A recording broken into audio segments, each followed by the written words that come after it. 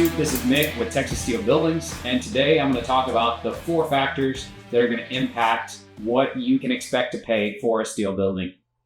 So factor number 1 is the cost of steel. There's really not a whole lot you can do about the cost of steel unless you are a fortune teller, some type of Nostradamus. You're really just going to pay whatever the going rate is for steel when you're ready to buy your building.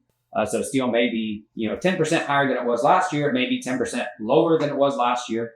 And there's not really a whole lot you can do to impact the price that you're going to pay based on the current market rate of steel. The second thing that we're going to look at is how much your total building weighs.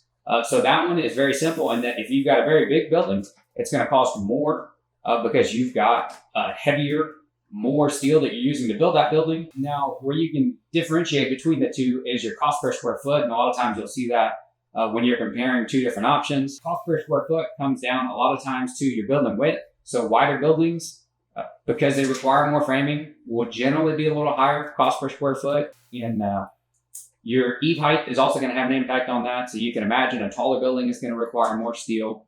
A quick example, so like we had a customer last year that was looking at both a 40 by 50 and a 50 by 40 for his backyard shop.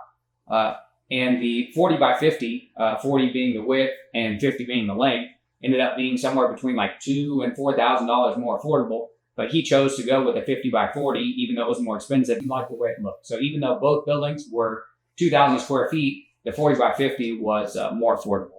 So the third thing that's going to have an impact on how much you can expect to pay for steel is the complexity of your design.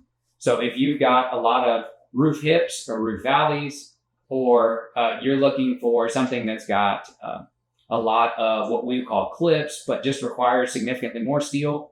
So your design takes more to design, engineer, cut, fit, weld than a standard project would cost. You can expect to pay more for that building. The fourth option, or the fourth factor that's going to have an impact on your cost, is your steel fabricator and their current backlog. So if you need steel as quickly as possible, you can expect to pay more for steel. If you're willing to wait on steel, sometimes you may be able to get a slight discount for waiting, a couple weeks or a couple months on delivery. The steel business, because it is a manufacturing business, it tends to be cyclical. The slowest time is going to be in your colder months because less people are doing construction. So if you can wait to buy steel until a November, December, January, you may save a couple percent over what you would pay in peak building season between March and October, at least in the Texas area. So those are the 4 factors that have an impact on how much you're going to pay for your steel building. Your dimensions also have an impact on what you're going to pay for your steel building. I briefly mentioned earlier, so your building width, a wider building is generally going to cost more because you've got more steel for that clear span. And when I say wide, I mean clear span. If you go through and put interior columns, you can reduce the amount of steel that you'll need to make that span. The other thing that you're looking at is your eave height. So generally, on a residential building, most buildings are going to be between about a 12 and a 16-foot eave. Once you get to commercial buildings, it's not uncommon to see 20, 30, 40-foot eaves. But a good rule of thumb for a residential building, which will be any building under about a 20-foot eave, is that every 2-foot increase in eave height is going to cost you somewhere between like 5 and 7%. In the cost of steel, and that's because you're going to need more sheeting, you're going to need more trim, and you are going to need more steel framing as well. The roof pitch is also going to have an impact on how much you can expect to pay for a building. So if you're in the South like we are here in the Houston area, normally a 1-on-12 or a 2-on-12 pitch is going to be your most affordable option.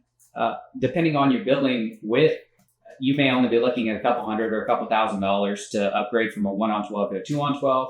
Once you start going to higher pitches, so 3-on-12, 4-on-12, for barndominiums, we even see some 5-on-12 and 6-on-12. That's when you can expect to pay more for steel because you are going to have longer steel rafters. It's going to require some more steel sheeting, some more trim, those kinds of things. And normally, that's a similar rule of thumb. So you're going to pay an extra 1 to 2% for every 1-on-12 roof pitch increase that you get. Panel selection is the other thing that's going to have an impact on how much you can expect to pay for your metal building. I would say the industry standard is a 26 gauge PVR panel, and you'll see that for both walls and roofs. Your upgrades typically on your wall is going to be to a concealed fastener panel, and we'll have a video that shows the differences between exposed fastener and concealed fastener and some of the differences between those, why you would choose one versus the other. But for now, just know that a concealed fastener panel is going to be a little more weather resistant and it's also a thicker material. Concealed fastener panel is going to be standard of 24 gauge, which is about 30% thicker than your 26 gauge standard. So you're going to expect to pay somewhere at least 30% more for that because you're just paying for the additional weight or additional thickness of steel. But a lot of times you're even paying 40 or 50% more than you would have for your 26 gauge panel because the profiles require a little more steel for the same amount of wall coverage. For your roof, your most common upgrade is going to be a standing seam roof. And that is similar in that the minimum thickness you're allowed over purlins is going to be 24 gauge. So if you're looking to upgrade from a PBR to a standing seam roof, you're going to pay at least 30% more than you would have traditionally. And a lot of times the rule of thumb that we use is you're going to pay about $2 more per floor square foot for a standing seam roof versus an exposed fastener like a PBR or PBU roof. Hey, thanks so much for joining us. I really enjoy making these videos. Looking forward to making a few more. Like, comment, subscribe. Let me know what you want to hear about, and I will make more videos to make you happy. Thanks.